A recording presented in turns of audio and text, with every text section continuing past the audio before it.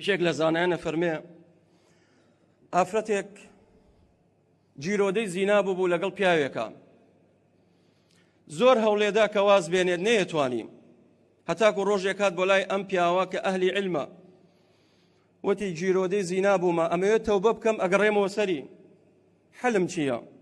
ئەو کەسانی کەوا جیرۆدەی زینا بوونە، ئەو کەسانی کەوا جیرۆدەی ئەفلامی ئیباحی بوونە، جۆڕاگرن لەم بەسەر هاتە، ئەتانەوێ ڕزگارتان بێ بزانم کۆتایەکەی بەچی تەواوە بێت.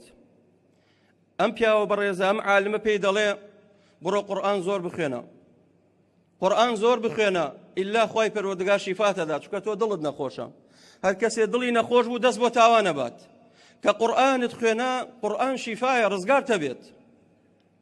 ئەم ئافرەتە دەڵێ 8 مانگ بەردەوام بووم، واللهی قێزەونترین شت لە لای من زینا بوو.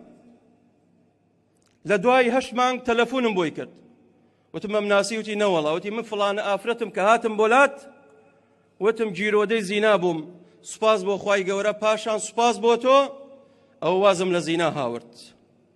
واللهی ئەمەندە قورئانم خوێنە، ئەمەندە قورئانم خوێنە، هەتاکو ئەو کارە زۆر لام قێزەون بوو. قد جاءتكم موعظة من ربكم وشفاء لما في الصدور. شفاء براكانم